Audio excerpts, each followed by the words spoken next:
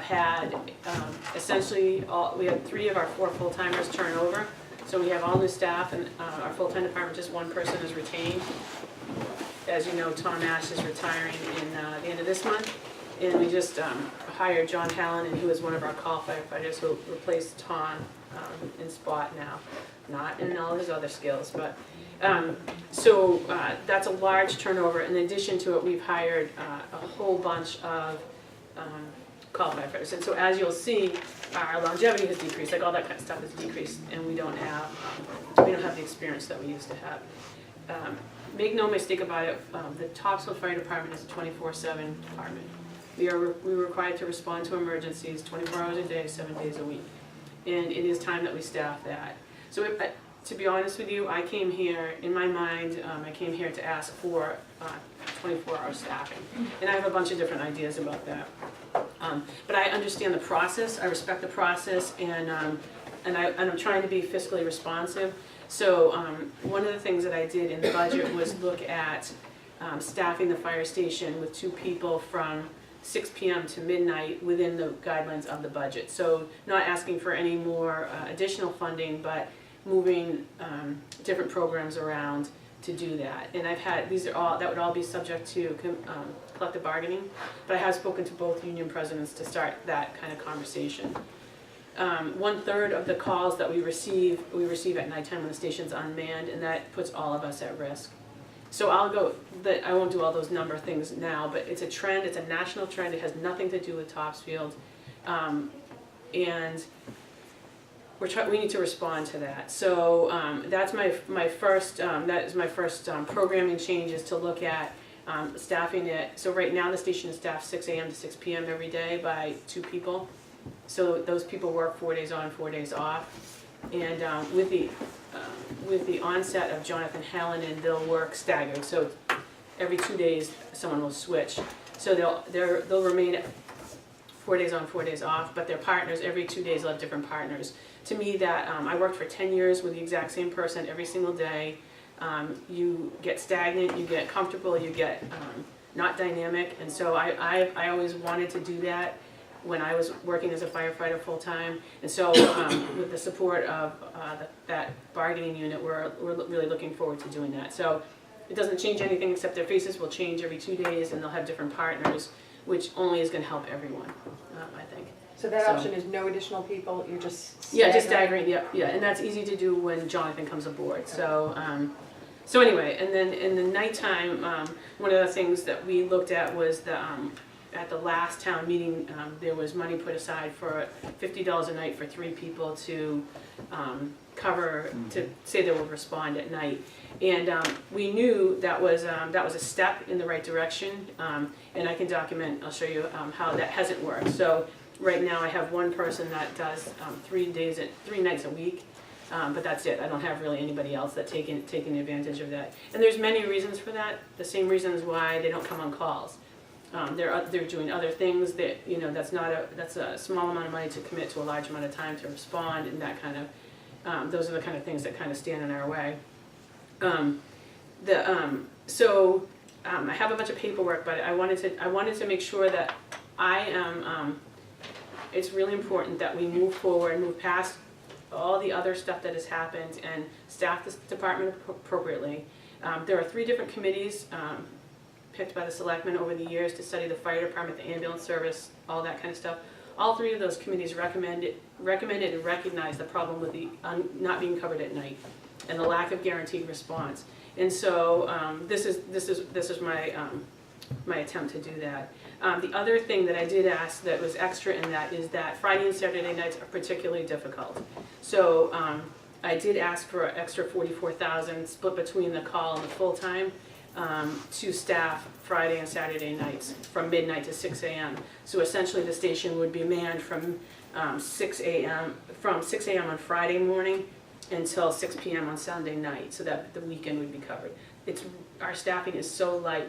Even with we just put on 4 brand new people, and we still don't have any increase in response at nighttime. So some of those people, to their credit, they work at night in other jobs. So that's kind of the nature of this business. People have other jobs that they work at night, And so that way they're helpful during the day, but at night they're not helpful. So it's a continuing, again, not anything new, and nothing's unique to Topsfield. It's a national problem. So for me, there's an increase in my pay, which is contractual. The increase in full-time wages is contractual and based on looking at promotions. So I've lost essentially all of our rank. So we put 2 new lieutenants last year. Tom is one of them, and he's retiring. Yesterday I received Captain Darryl Moore's retirement. I know. So that's a big deal. He's been on the department for 35 years. He and his wife sold their house in Topsfield and moved to New Hampshire. They're going to do the New Hampshire, Florida thing. That's a huge loss for our town and our department. So with that, That was Darryl Moore? yes, yep. So both in the call department and the full-time department, I built in some promotion process. So to give some, following their contract, to give some money in there for that. Because for span of control, for development of personnel, and for succession planning, we need to get them into leadership roles and if they're qualified. I still have the 15 hours of clerical, and that's the increase is based on the personnel bylaws. Call firefighter wages are based on actual 12-month period and projecting an increased volume of 3 to 4% of calls every year, which we've always had. And then, like I said, I talk about the guaranteeing a response at nighttime, and so that's a first step to covering that station full-time. And so this time would be, again, subject to collective bargaining, but looking at the 6 p.m. to midnight. All the other areas of that are all based on the data that we have in the contracts. So with all that being said, the proposed budget for the change in service delivery, so it's a pretty drastic change in service delivery, is still within the guidelines of salary and wages. The difference would be that Friday and Saturday night, and that piece, that's the part that's above the guidelines. Can I just follow? Yeah. You mentioned the 3 or 4% increase In volume in volume. of calls. Number of calls. So you have upped the salary, the wages to adjust for what you assume would be the increase in. Yeah, that's what we've seen in the past, so, yep, so I have that. And then the other thing I have is the B2 and B1. B2, that goes with that, B1. B1, as you know, that Governor Baker signed into law OSHA requirements for municipalities. So there is, when I go to chiefs meetings, there's a ton of talk about the OSHA requirements. So starting February 1st, 2019, municipal departments will be subject to OSHA rules and regulations. So I know that the professional firefighters in Massachusetts and the Massachusetts Fire Chiefs Association have been working with the state auditor's office on unfunded mandates, because this is what this is. So they recently had a meeting with the Fire Chiefs of Massachusetts, the professional firefighters of Massachusetts, the Mass Call volunteer firefighters, and Department of Life Safety, which is who administers OSHA, to talk about like tethering to a roof. That's what is required. And that's absurd if you're fighting a fire. You don't want to be tied to the roof that's on fire. So some of the things that they're still working on, one of the things is, like they're saying now that you could, they understand that you wouldn't be tethered to the roof, but if you're up on a fire truck packing hose, you must be tethered. So there's a lot that's still to be worked on with that. A couple things that we know though, and one of them is regarding bloodborne pathogens. And this is regarding hepatitis B immunizations. So OSHA requires that people be immunized against hepatitis B and have titers drawn to prove they are, and then if not, they're required to decline, and you have to have a signature declination of that. So that is something that is part of OSHA, and that will be taken into effect on February 1st. And the other thing I had put, both of these items are in medical services for personnel, but is TB testing. Both contracts have TB testing in them. That's never, I can't answer as why in the past that's never been part of the budget, but that is prudent to do for people's health. We're exposed to all kinds of stuff every day. And I just got prices for that from Quadrant, which is who the town uses. For TB testing, it's $28 a person. So those are the two changes. The two other expenses in the budget was for the personnel safety and to comply with the law, the contract and the law for OSHA. So that's my B2. And B1.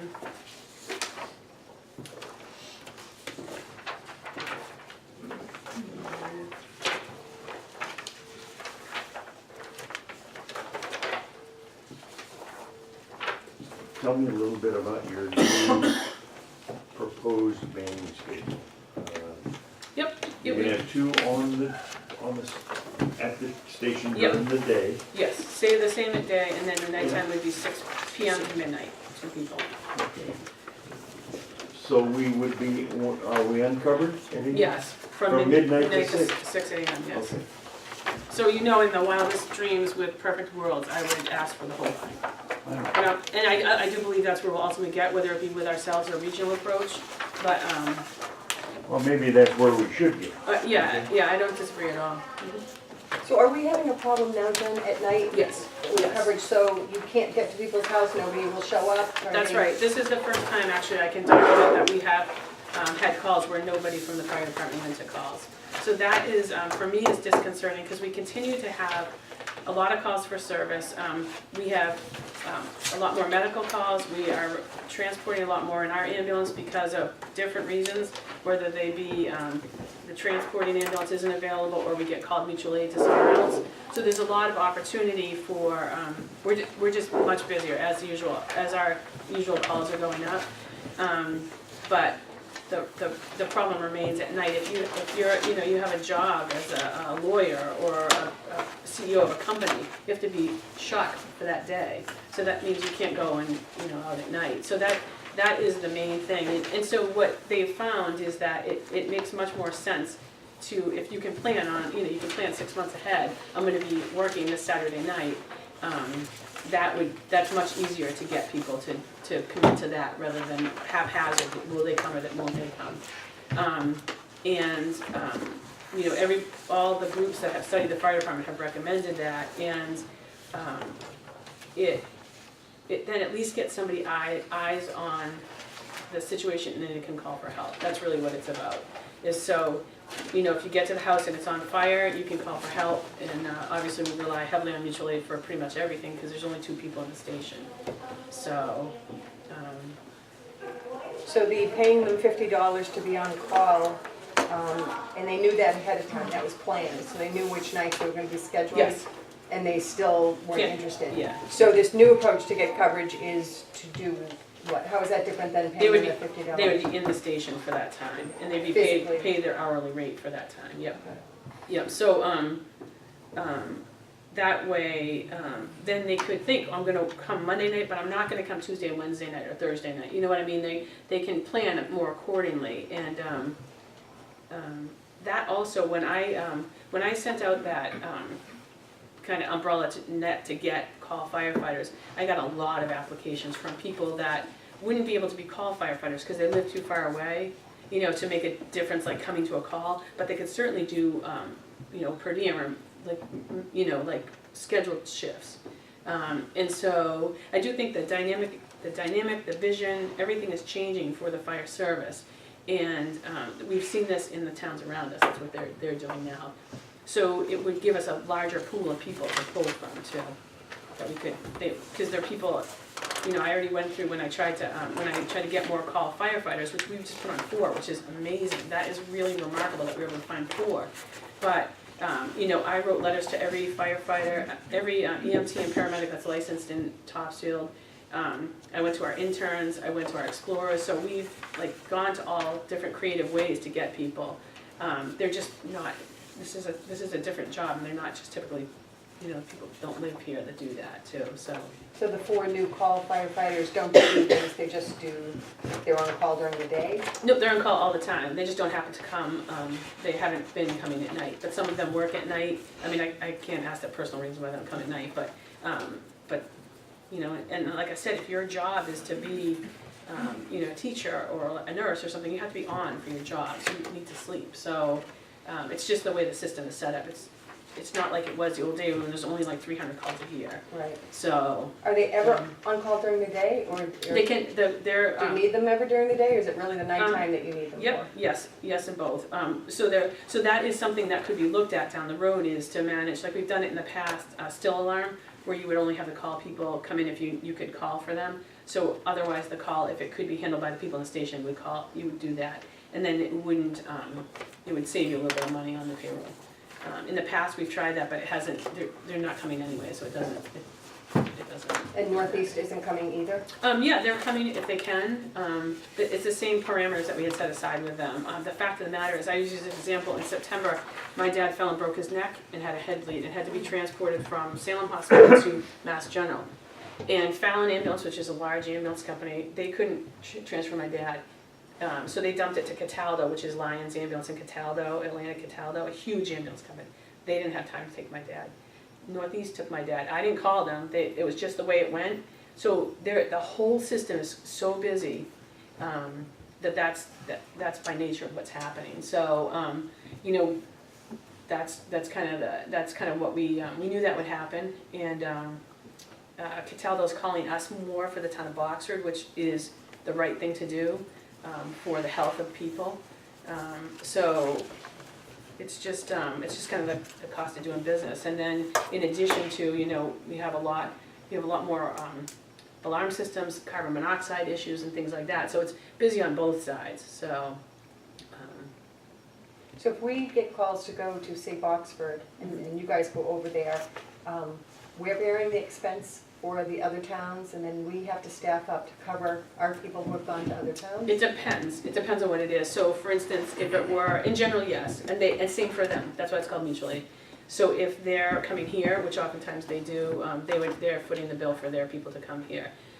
If it's for a medical call, we're transporting the person, so all the money comes back to the town of Topsfield. So for that last fiscal year, we brought $88,000 back to the town of Topsfield. Already, in the 5 months of this fiscal year, we've brought almost $70,000. So there is that is another part of it. For instance, we went to Lawrence, I actually went to North Andover for the explosions in North Andover, and yes, we would put all that bill, but we just sent a bill to Lawrence Fire, so on our behalf, they're gonna submit a bill to Columbia Gas. So likely we'll get that back. And on the other side of that, I just finished up with Barb's help and Chief Hagland and Dave Bonds, the two storms in March, and we should get probably about $30,000 back for those storms too from the federal government. That's just another side, but yeah, we would. It's mutual aid, so we cover their cost, our costs going over, and then they cover when they come over here. So. We have a lot of places that we have automatic aid, so like on the side of town out by Hoods Pond where there are no hydrants, Wenham Road where there are no hydrants, way out on Ipswich Road we have Ipswich, Boxer and stuff like that. They come automatically, we don't even call them. So when there's an alarm in those areas, they absorb that cost. So. Have you, you probably have, and I've just never seen it, but done a cost analysis of what it costs us to go to make ambulance calls? We've got the revenue coming in, but to take out the ambulance and the people and yeah, and actually it's you know, especially I started to do it, and then it's actually likely to become a Medicare requirement that we separate out the cost, and it's very difficult to do that. Very difficult to do that. So on a national level, they're trying to figure out. Ambulance companies are even trying to figure out how to do that, but for the fire service, it's even more difficult because we're so enmeshed in things, and really the personnel cost, especially for call firefighters, is really minimal. You know, if it's $19 or $22 an hour, you know, versus getting back $1,200 an hour, it's really minimal. You have the wear and tear on the vehicle and stuff like that, but we're going to the call anyway, and we're doing the work anyway. So that's something we'll definitely be looking forward to doing because it's likely to become a Medicare requirement. But in just looking at it before, there's really no comparison for bringing in the revenue. How many mutual aid agreements do you have with different towns? 6, 7? No. Well, there's a countywide one, and we have always had one with Middleton for 1 million years. But we don't have specific agreements with, like I was signing on with Beauport for the fair, because the service zone plan requires that, that Beauport adhere to our service zone plan and treat the people that are at the fair the same way that the residents of Topsfield would be treated, but, as far as agreements, I just have, we just have the one with Middleton that's old. Nothing, but like I do say there, I know there's been intermunicipal, agreement, just to help, everyone helps each other. Jen, is, Chief, is the Hep B vaccination, is that once a year or is it just upon hire? No, or it's how crazy, often? and I do want to talk to the That's a nurse a little bit big more chunk. about it. It Said is. $1,000 a year. It is, and our 90s kids were vaccinated with Hep B when they were born. So that was like the 91s they were given their first shot in the hospital when they were born. I have one person that I have documented immune. Everybody else is not immune. And so they need to be given antibodies, given the booster shots. But I also have people who have had the booster shots and still register as not immune. So I need to ask the nurse, I don't know what that means, as far as are they always, because in this job, hepatitis B, everybody should be protected against hepatitis B. Right, So, I guess what I was wondering is whether this $7,300 represents an ongoing reoccurring expense or if it's just a one-time upon hire. It should be, first of all, to comply with the law. Like, there's one thing that they're saying, one of the biggest sticking points of OSHA is it talks about people who wear respirators. So we wear a respirator for firefighting. It gives you a certain amount of hours per week if you wear a respirator. You need to be fit tested. So we fit test people every year. We do it ourselves for the respirator. But it talks about a medical clearance. That is a big nut, especially for, it's one thing for 25 people in Topsfield Fire, but if you're a Worcester Fire of 400 or 500, 600 people, and that's annually. So they've been trying to work on what does that mean, and what they're thinking is, at least for now, OSHA is okay, we haven't seen it in writing yet, but with assuming that if you're on the job as of February 1st, 2019, you are medically cleared to be fit tested and to wear a respirator. The town of Topsfield, when people get their physical for a quadrant, a lot of towns do it differently. A lot of people have their own, their call firefighters and their firefighters go do their own doctor, but we don't, we use quadrant. And they are medically cleared through that. So a lot of our, especially the more recent hires, that stuff is all done. But in looking at that, like, there's a lot that's still up in the air with OSHA. But I would anticipate that would be a one-time thing for this group, and then an ongoing, we still get, everyone is their titers drawn for hepatitis B on their physical when we're pre-employment physical. So. Moving forward, as we go through the budget process, that'll be important to distinguish, because we wouldn't necessarily want to build that into your base budget for every year. If we could keep it separate, either find another funding source or use it, or use some one-time money to pay for that, to get us to that OSHA standard. There may be other departments, highway, police, that may also have other needs that haven't even been identified. I'm sure they will, right. So it's possible that in the next reiteration of the budget, if we can get that question answered, we can then update the budget documents to reflect that. Yeah, because we talked about boots, like it is broad reaching for, and that's why they're going through the auditor's office and unfunded mandates, because I don't think that, I think that the intent was to make people safe and comply with the law, but I don't think there's much bigger things. You talk about exhaust from stations, and there's a lot of costs that could be associated with it. Jen, that 8,000, is that, they were just saying the Hep B shots? Yes. Okay, and how many people do we have? I use 25 because we have the two people retiring, but and that's full time and call altogether, and that also includes the TB test, which is $28 a person. Do they get that at their doctor and then we reimburse the differential or the deductible? Some people do, but because it's required for the job, we really have the liability to make sure it gets done and that we document that appropriately. Yeah, because I know the schools do that. You have to provide them documentation that you've gotten the shot, or they don't let you do anything. It's written in their contract that the town will provide, so Right, that's in their contract. So it is contractual either way. So we do have a good relationship with Quadrants, so what we might explore is the possibility that maybe they could, we could contract for some of these services that now we're going to need to provide.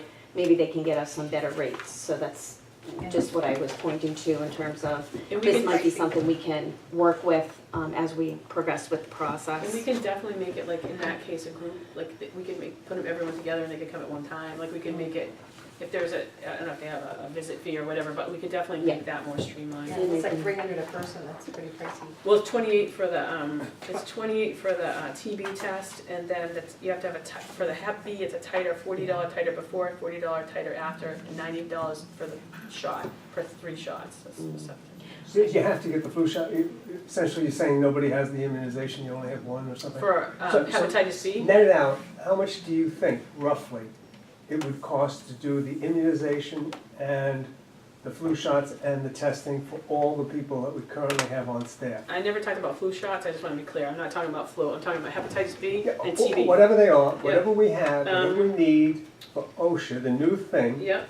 what's the sum of the dollars? I think that's what. 8,000. It's on the next we're page. Yeah, trying it's to on the get. It second says page. 8,000, but I didn't know the number of people to say how pricey How is it breaks that. out, yeah. Yeah, so it's 25 people divided by the 8,000. Because and it could be that you get your first titer and you're immune. I just don't have, like, she would have gone back in all the records, but she was gonna bill me today for that, and I just didn't wanna go with that today. I looked through all my records that I have, and really, it's one of the younger people in the department, and she's immune, but most of them are not immune. And it's really, I'm sure that, like, those of us who may have already had it aren't immune either. Has OSHA come out with everything, or are there gonna be things that keep coming that might miss the budget cycle? I think there's a lot that they're trying to interpret. I don't think that anyone had any idea what the impact would be on us for this. We're gonna have to hold us to the snapshot you were on. The Yep. agenda. Yep. Just the beginning, just to give us a flavor of where we're going, thank you very much. You're welcome, thank Thank you you, very Chief. much, everybody, thank you. Thank you. This is just. Yep, thank you, I'll recycle them. We'll do that. So since we're on board docs, why are we getting all this paper? For today, We're evolving into board docs. we're evolving, yes. Okay, that's the. And we've been very busy this week trying to gather all this budget information. So that we We've can have a we've already snippet. got, You put them out in No, when I Excel, give you, right? when I give you the budget, you'll get it in email Electronic format. form. But, departments are told if they need to pass out something, they should pass it out. Some people write, handouts, You think that's a lot of paper? Oh, Lord. Oh, boy. we've already eliminated that much paper, now we're That's gonna okay. But the keep good going. thing about it is we took the paper from the fire department, so. So your paper budget's going up. So your copier's gonna be broken, chief, when you get Good back thing the there. recycling committee isn't on here tonight. Yeah. Yes, chief, there's so much stuff here. Rome wasn't built in a day. I'll stop passing this stuff out, the chief can start talking. Anyone want to take a break while we pass all this out? We have no time. I'll tell you, not to be. Oh, we We're have not gonna be 7 Not o'clock. to overstep. Yeah. We appreciate all the time we put in. We've got to just get like the significant items, the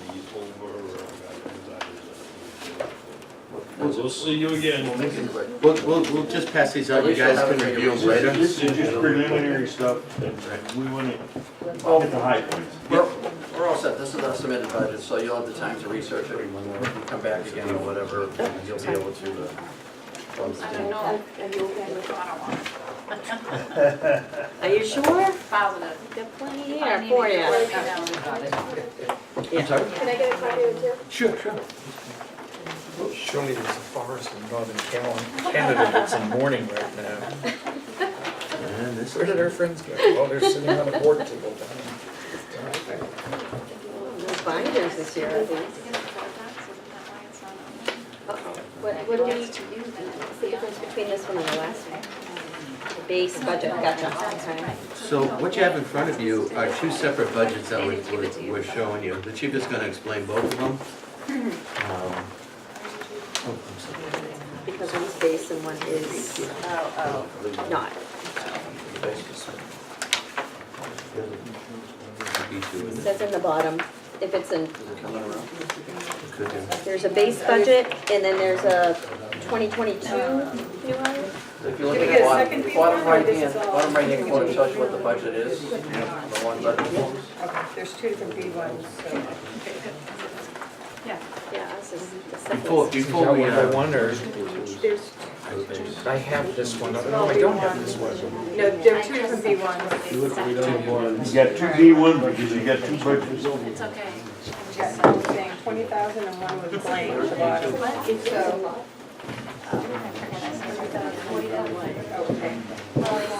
those B I'm not ones. gonna have to send. These are sets of B one. Oh, it's in that one. So you take a whole set. Put it in Whole all set. Set? No, but it's 100 plus, but I also gave her supplies. This is not difficult enough already, and you guys had to make two. I gave her. Actually, we made 3. Oh, boy. In case you want to see the third one at some point. We were ready. So I don't have it on here. Since we didn't get it tonight, then. Before we, the B1 is, I don't see any B2s. I All right, apologize you for can do leaving the second one. But just getting into it, before we leave today, I'll give you the backups to both of these budgets, so you have it. There's no- I apologize, I really thought it was in here, I guess I must have done nothing. Hold on, I have it in my email. I'll just put it up here. So basically what we had from last year is, when we came to the board, you instituted the captain's position. We decided, we told you that I would probably come back and make it a full administrative position for this year, 2020 budget. That is in the second budget, the 2-officer budget, right? But we were under direction to complete a base budget and a budget that we would prefer to see submitted. So the base budget is before you. Everything in the base budget that you see is contractual, with the exception in additions to the training account. Under the salaries and Which wages. item? Number one is which one? The wage training account, We're on the base budget. base budget, third up from the bottom, Yeah. wage training. Yeah, before I get to that, I just want to say that I'll be leaving in April of 2020, so that's in the B1 line. Okay.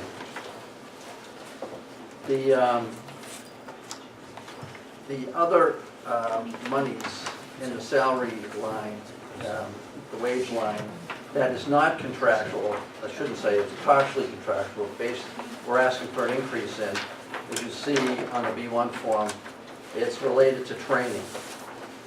And we're asking for an increase of 4 hours in training for 21 officers, which is related to our accreditation status that we're required to now by the Mass Police Accreditation Council.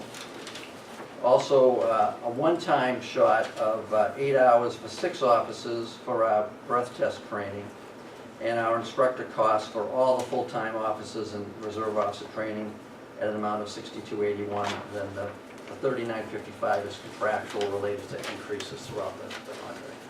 Those are the only changes in the base budget, other than all contractual related changes on the wage and salary account. So we can kind of pin these together, they're part of the Correct. same Correct. thing, okay. As we go into the other on the base, there were some changes. You'll see $7,000 was deducted from the uniform expenses because that was a monetary contractual item where they're paid. So that was moved up into the police uniform allowance under the wages. So it just moved from one to the other. There's really no change in the amounts. We saw you have a $378 increase in the office equipment. Geez, Catherine, can you get any smaller? Sorry.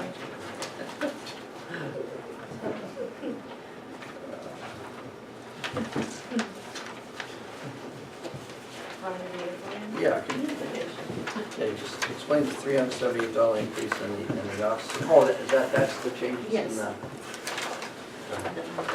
Can you read it? Yeah, sure. Okay, good. The changes that we have as far as the phone, computers, and No, communications. we're up to 378. Where are we? We're at police maintenance equipment. Oh, police equipment? Yeah, 378.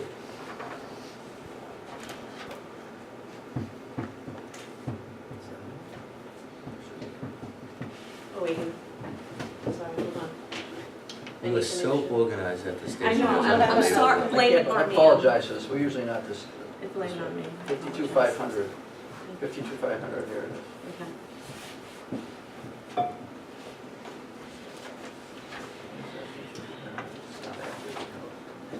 That's 53,400. You know what, I think that was at the, You have it in the wrong section. can I see it for a second? I this might have been All right, we'll have to find out what the $378 is, I can't remember, we get confused with the whole thing. But we have a breakdown of the 53,400 account expense, telephone communications and computer. There was an increase of 52,4988. Yeah, that, Catherine. We're still looking at the base budget here? Yeah, we're on the base. Second page. The other budget's not gonna change between the base and this. So what we've had is, over the last year, is our Alarmix building alarm system is costing us $45 a month. That's new. That's $540 of that $52.49. We have malware software, computer software on our computer systems at $300 per year. That's new. Microsoft email provider service is $210 per month. That actually went up from $140, now it's up to $210. And we've absorbed all these costs in the existing budget, just so you're aware of that. A Verizon radio fiber optic communication line is what we used to have was our copper lines running from our repeater system from the Middleton is now fiber optic. And that's $157.49 bill per month. It comes out to $1889.88. Those are all the communication changes that we got hit with that we now have to pay. If you move down to, we took $1,000 out of vehicle supplies. We changed a couple accounts around. Catherine gave us some new accounts. Police training materials reduction of $52.40. We just moved the money into police firearms, ammo, and range to make it more understandable. But there was an increase from the $52.40 to $6,000, and that's because of the increased costs that we anticipate for ammunition coming up in the year. We've been told to expect a major increase, and that's hopefully will cover it. And that's it on the expenses. There's really nothing major changes other than the training for the personnel. So is that a zero? So we're actually, yeah, it's 0.45 for the other. Minus. Yeah, and we're at 2.77. Okay, but for the whole part budget. of that zero has to do with transferring over the uniform expense from other into personnel expenses, is that That's correct? correct. Right. Okay. There was no increase in the uniform part of it, so there'd be a wash from last year, just swapping it to. Change accounts. So what we were told last year pretty much, and the FinCom pretty much reiterated this year, is we had to look at how we're going to try to save money or how we can be more efficient in our operations in all the departments. And we talked about adding a captain's position, full-time administration for this year, which would be one officer. Now we're going to switch to the two officer proposed budget. So we looked at, with one officer, is there any major cost savings? And we're talking about budget two Or now. budget two, correct. And we found that the cost savings really weren't there, so we took it one step further where we looked at hiring two officers to come into play. That would give the captain a full-time administrative position, that would have an officer fill the captain's patrol duties now, and that would give an officer to fill as, let's say, a third officer on the shifts. And what that does is, through our adjustment of the schedules that we presently run, the way the office is set up for training, say an SRO or other meetings, we would assign the officers to that, and we wouldn't have to fill it with overtime. So we're saving a considerable amount of overtime, because that was flagged last year. We talked about it. Our overtime budget was getting to the point where it was getting pretty excessive, that we really had to start looking at, maybe we can hire someone else, a new officer, and try to bring those overtime costs down. So, and that's what we've done on this budget here. I got to give kudos to Captain Haywood and Catherine for working very hard at coming through all these numbers. I think Gary's going crazy with all the numbers in his head, because he not only had to do 3 budgets, he pushed them out 5 years. All right, so we've got 5 years worth of projected budgets to look at potential savings here. And so it's one of the things that FinCom brought up to us and said, okay, if you're going to hire a new guy, Justin Slattery was our last hire. He came up through the ranks. He came up from the auxiliary ranks, which we don't have anymore, to a special police officer, which we still maintain, and then they become reserve officers under the union contract. So, and the benefit of that is you get to see the officer and how they progress and how they work putting on to our department. Because as Chief Brown indicated, public service, people coming into public service is very limited nowadays. I used to get 2 to 3 requests for jobs a week. I'm lucky if I get 2 a month now, all right? Because what's happened over the last 8 years and the way our profession has taken a hit publicly. So it's difficult. So what we had to do with Officer Slattery, because we had him on board as a reserve officer, we hired him full-time. We had to pay him to go to the academy for 6 months, which is some $30,000. And then we had the overtime we had to get approved for while sending him to the academy, which was another $23,000 or $4,000. So that's like $55,000. So what we were able to do is, the last special officer we hired, Joe Lavasser, has come on board. He's now into the academy as a self-sponsor.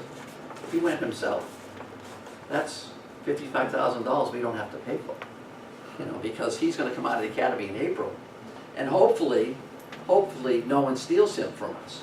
Right. So that's why, if we're going to hire, the ability to get someone who is qualified, who fits into our department, who fits into the community, and what we want as an officer is extremely rare right now.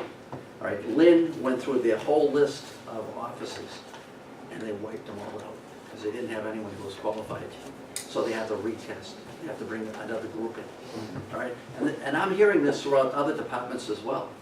The quality of personnel is not there anymore.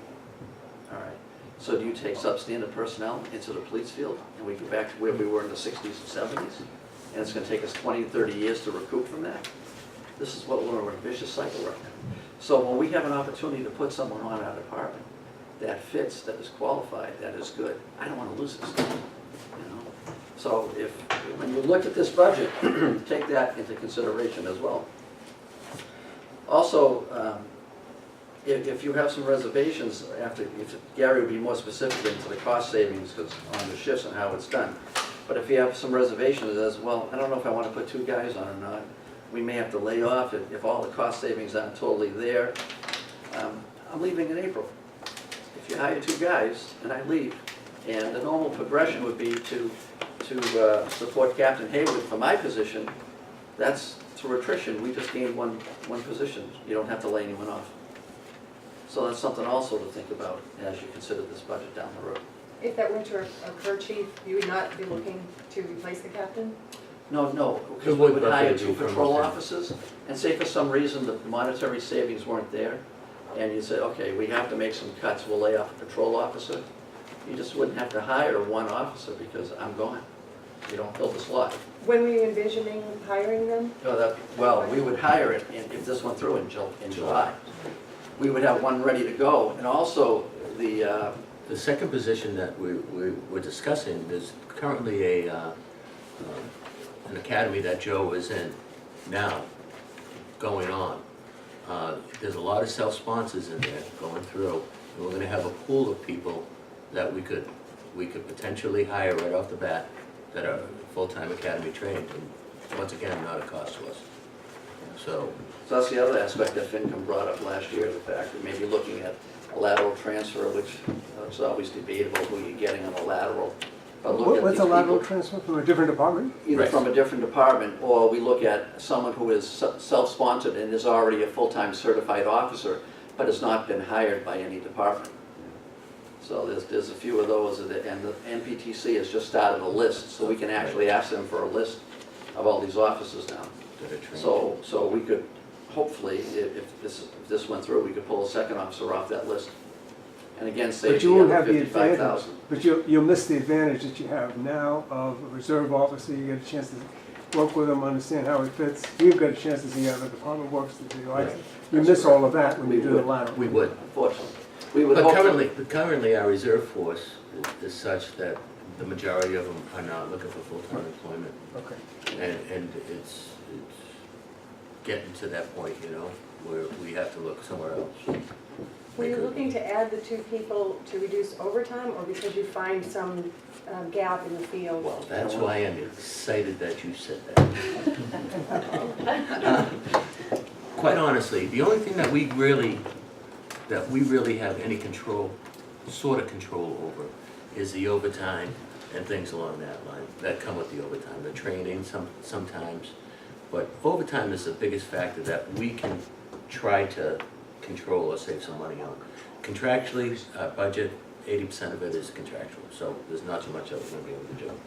But with the hiring of 2 officers, what we get is, we'll have the ability, with the proper scheduling, to put 3 officers on a day shift and 3 officers on an evening shift and an admin schedule, Monday through Friday. What that does, that will reduce our overtime costs on some of the programs that we have. For example, I'm just speaking off the top of my head, but you'll be able to save money as far as SRO, you'll have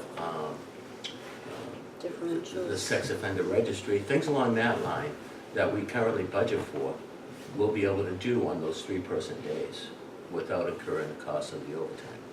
Now, the other thing is, and the big factor is, you have 2 offices that you don't have to fill all their benefit time, like personal days, sick days, vacation time, things along that line. Why would they not get those? Because you'll have 3 people on a shift. We don't have minimum manning for our department. But you always have at least 2 officers. 2 officers on the street. So if they take that time off, we can still run our department with 2 officers and not have to backfill that shift for something else. So you're saving on the overtime level of both of those avenues. But, yeah. So one of the issues we're finding, and it's been progressing over the last few years, as I told you about how the 50-50 split with the reserves have always been, what we've found is hasn't been 50-50 in a long time. It's gone to 55, 58. Now it's closer to 70% of the shifts are being filled by full-time personnel and not reserve officers. So that money has creeped up every single year. So by putting these 2 full-time officers on, through attrition at some point, we'll be able to cut back on our reserve force. As time progresses, the officers wouldn't have as much time to be able to be working because there wouldn't be a lot of overtime as much as it is now. So they would eventually drop off, and we would save on their training and their benefits as well. And also, with the 2 new officers, it gives the full-time officers the ability to take the time off that they can't take right now because there's not someone to fill the shift. And it gets pretty old when someone tries to take a day off and you said, well, the only way you can get it is if you force the 8 to 4 in and then the midnight in. And the guys don't want to do that to each other. So it gives those 2 extra officers on the plate, they fill the shifts, it's a lot easier. It's going to alleviate a lot of issues down the road. Can I go back for 1 second? I think there was Lynn's question. Yes, before that yes. was, I'm not sure I followed it. No. And the question had to do with when you go to Tahiti or wherever you're going there, and if the captain was promoted to chief, why don't we need to fill another captain? No, if you feel that this isn't the proper way to conduct business further on down the line, Yeah. we wouldn't have to, we feel, because we'd have the chief position gone, we'd have the person that, you know what I Yeah, mean? I would leave, captain would move up, Yeah, and then that part I get. someone would have to fill the captain's position, and then you'd have to hire a new guy to fill. Right, oh, the okay, that's why I Yeah. asked. So that, it- 'cause I yeah, thought you yeah. were saying something different. So if it So wasn't working out, you just It's like an don't opt-out. hire. But we don't see getting rid of the captain's position. No. Yeah, It's that's just why I- how it, Okay, thank you. starting as promote captain, yeah. The one thing that, when I did the research on the second budget for the 2 officer, and I'm gonna put my neck out in the line here, but I honestly believe that if you go with a 2 officer proposal, and you take into account, and I know we've had the discussion with Kelly regarding their benefit packages and things along that line, but I think that we possibly, and I'm using that just possibly because we're never gonna be 100% sure, but if my figures work out correctly, we're gonna save the money won't be, the money will go back to the town fund, the general fund. We won't see it, but it'll go back to the general fund. But with the savings that we have with as far as our shifts and everything are concerned, you're probably looking at this budget is gonna be $23,000 less than our actual budget going in with the savings. It shows on here that it's going up 6%. It is, and you're absolutely right, it is going up 6%. But once you realize the savings from, we're not gonna see it, From right? overtime? You're gonna see the What- savings at what's the the end End of of the the year. year. So they're With money being budgeted turned in back. here, but you're not gonna use it. No, there's, right, Actual become less than. right. Right. So I think that you're looking at the potential of being $23,000 under a regular budget schedule that we have. And I'm not a financial expert, but I kind of do my homework, and I think that could be more. So I projected out over a 5-year period that the town might be able to save about $350,000 over an actual budget going in. Plus, you're looking at about a $56,000 difference between our base budget and what the two-person budget is. All right, and I'm not saying that we're gonna use the money, but don't forget, there is that $106,000 savings for the rec that is out there, however you people decide you wanna use it. If you use it for this, it's almost a wash. And you're hiring 2 guys. The health costs, Kelly, are those separate? Those aren't incorporated There's in not- here, they're right? not. That's in a Operating separate, that's in the unclassified section of the budget, so it's more of an overarching, it's a different department, but it would, you know, we would have to calculate out Get there. And the- retirement pension and health insurance. So what I So did also, you catch that, right, Carrie? Yeah. That while you could come up with a 0 budget, in your case, we'll say, Mhm. or say 23, whatever, yeah, the total cost to the town may not be less, because you have no burden in your budget. You don't have any retirement, you have no OPEB in your budget. no, but according to what I heard, Mr. Gant, was that if a new hired person is, the benefit package is roughly $20,000 per year on the. For a family plan, yeah. Right, so, and that's what I took into account for that. Oh, So the additional so savings your made- budget then, it would seem to me, your budget then shows a lot less, because there's that cost that you don't even have it in there. So, Well, if you figure out the cost, if you figure out what the potential savings are, and you added in the benefit package that we discussed, you're still looking to reduce the actual budget by $23,000 if the minimum area of this pans out. Now, and honestly, that, you know, currently, so we're talking about, and we can't determine exactly how many shifts we're gonna fill, but currently you're talking about not having to fill at overtime another 353 shifts. 4-hour shifts, No? 8 hours. 8-hour shifts. Yeah. Potentially looking at that. on You a would day normally leave. fill with overtime. If we had to fill, yes. We have to, we maintain a minimum I of 2. understand. So we have a initial savings that is presented in the budget, but there are so many other factors that can potentially be reduced by having 2 offices there, that, Do the extra 2, does the 2-officer model also incorporate all of the benefits with regard to their holiday pay and Yes. their uniforms and specialty yes, pay? yes. And I don't understand, maybe I'm missing it, the police wage captain, where is your position That budgeted is on inside the here? regular wage thing, it hasn't been separated out, Oh, okay. it's in regular wages. Okay, so I'm just confused because it is Yeah. listed there and I wasn't Yeah. quite sure why. Okay, As part of the 627? Yes. okay. And, I mean, this is more of a technical point, probably even for the FinCom, but I'm just wondering, at what point can we take our dispatchers out of this mix? So, I That's a- mean, that's a that's a good minor point, but it just seems like it takes up a lot of, there might be some Yeah. organization that we can maybe clean up in the next sort Yeah. of reiteration of Yeah, this. it drives me crazy too. But you know what, it might provide also a good speaking point or approach to discuss the fact that we're looking at the rec center being about to turn to an FY19, will then become part of state 911. They're willing to go into a 10-year agreement for a 0% or a zero cost assessment center. In our forecast, I've left in the 100,000 because I believe that it's a good policy point that needs to really be, looked at, which is rather than just take it and call it a savings and affect the bottom line, is there something that this board or the FinCom would like to do to replace that, or is it just coming off of the bottom? So I left it in there as a discussion point, which is to say that at one point in time, how many years ago, you had a dispatch service in your department and those expenses have been cut out. And so that might provide the option to say, we don't need the dispatch spots anymore. If we enter into a 10-year agreement with state 911, that would be the time that we could talk about where should that money be placed. Because it's a good day when we can say that there's $100,000 that we don't have to spend for the next 10 years should the town decide to go into the 911, into the state 911 option. Is that gonna be voted at town meeting? No, it doesn't have to be voted. The They Board of can do it, okay. Selectmen gets to decide if we're gonna enter into that 10-year agreement. Yep.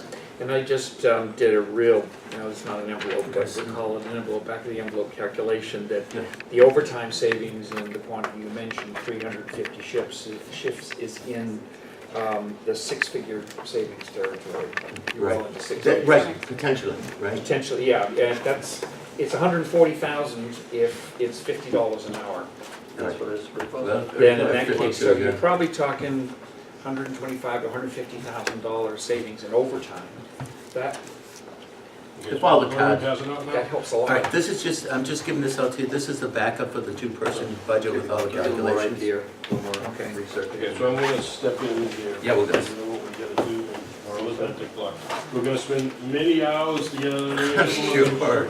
And we, Okay, so we can do the whole package. we appreciate all the work that went into this, and Yeah. we'll give it due consideration, of course. Any other question from a select person that's critical to be answered tonight, otherwise we need to keep us moving along there. I just want to express appreciation for the work, and I gather Becky, the other one who's kind of led the charge on this, but thinking in terms of how to move to, more full-time staffing and still be able to try and save money, or at least do it as absolutely economically as possible. We just finished with the fire department talking about adequate coverage, and that applies at least as much to the police in my mind too, so I thank you, appreciate that. Now, I got it, just one last thing. Last year came in at close to 63 cents per capita. All right, this year. That's the we're talking budget? 68 cents per capita. 5 cents? With two new officers, which we could probably get down to 65. Oh, Just so saying. neat, if you put it Just that saying. way. Well, I appreciate your willingness to put your head on the block and talk about two new officers, but you came with some numbers that would make it a little easier for us to buy that. So. And a backup spreadsheet probably would be key to showing the savings. If there's any questions together, feel free to give me a call. I'll be more than happy to discuss with you. Yeah, and really, because this, all the backup is here. This is your homework too. As you guys used to say, don't interrupt. We took it as a challenge last year. We FinCom wanted to make changes. We looked at it and we think it's going to benefit the department and the community. Thank you all. Great, thank you. Thank you. One question. You hired those two They have it on board officers. docs. Oh, You would still have two guys oh, on was the it in road. here though? Minimum.